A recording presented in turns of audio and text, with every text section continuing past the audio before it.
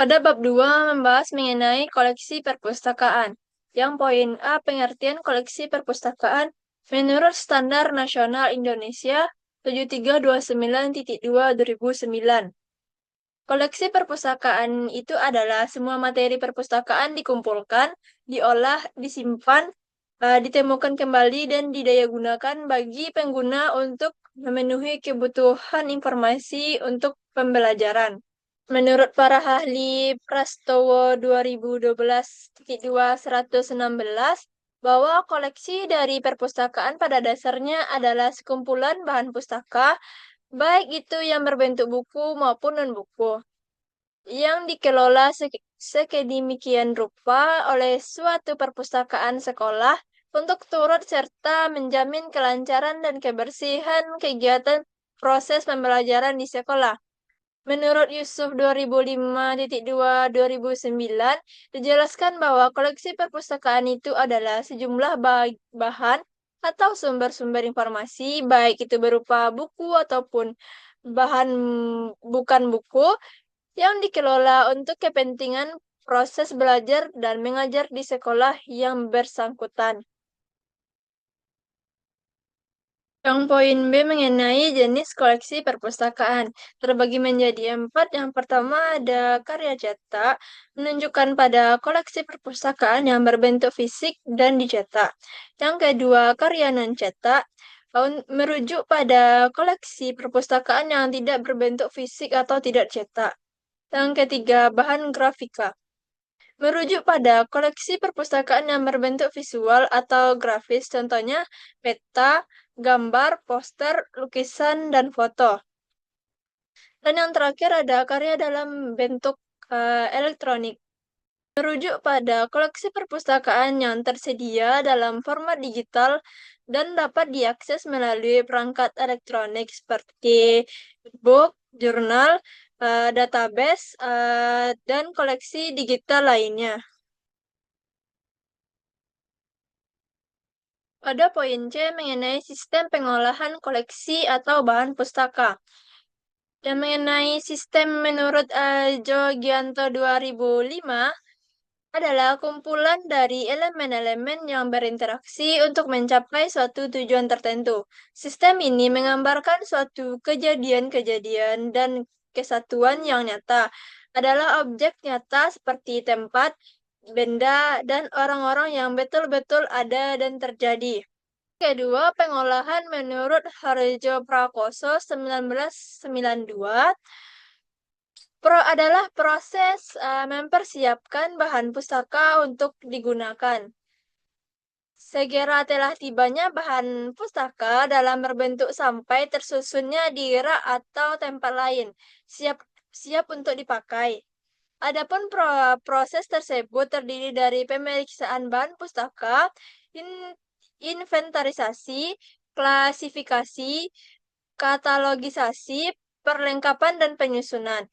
Pengolahan adalah kegiatan berbagai macam bahan koleksi yang diterima perpustakaan berupa buku, majalah, laporan, skripsi atau tesis, penerbitan pemerintah, surat kabar, atlas, manuskrip, dan sebagainya.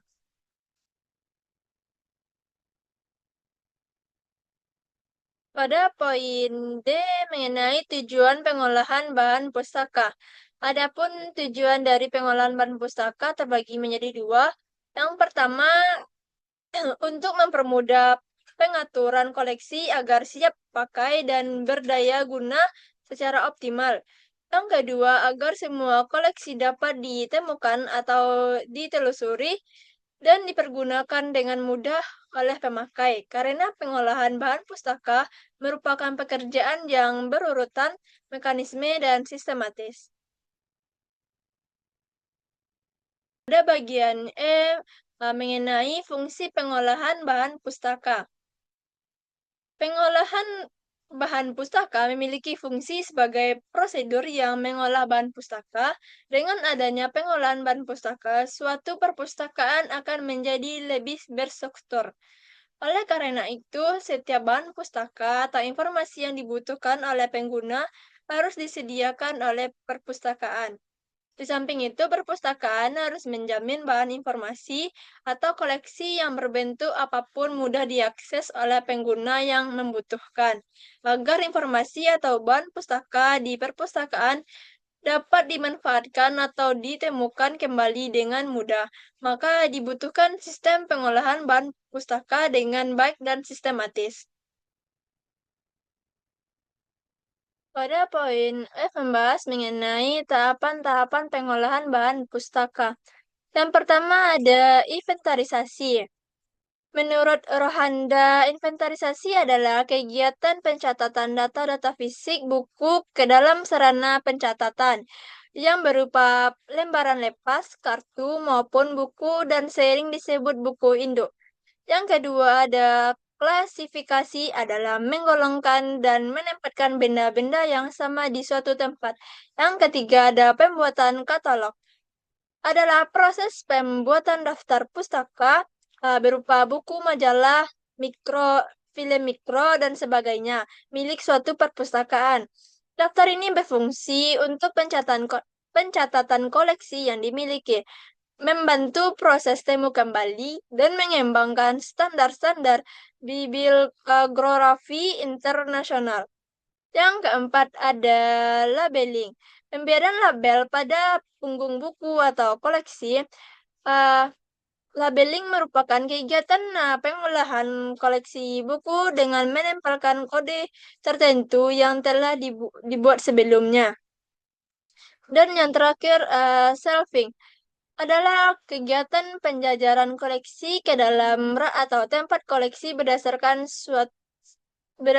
sistem tertentu. Dari yang saya jelaskan tadi, dapat saya simpulkan koleksi perpustakaan merupakan inti dari layanan perpustakaan yang didefinisikan dalam standar nasional maupun oleh para ahli sebagai kumpulan bahan pustaka yang dikelola untuk memenuhi kebutuhan informasi pengguna. Agar koleksi dapat dimanfaatkan secara efektif, diperlukan tahap pengolahan yang sistematis, meliputi inventarisasi, klasifikasi, pembuatan katalog, penlabelan, dan penataan. Dengan pengelolaan yang baik, koleksi perpustakaan sekolah tidak hanya tersimpan rapi, tetapi juga mudah diakses dan benar-benar mendukung proses belajar mengajar. Sekian penjelasan materi dari saya, terlebih dan terkurangnya saya mohon maaf. Assalamualaikum warahmatullahi wabarakatuh.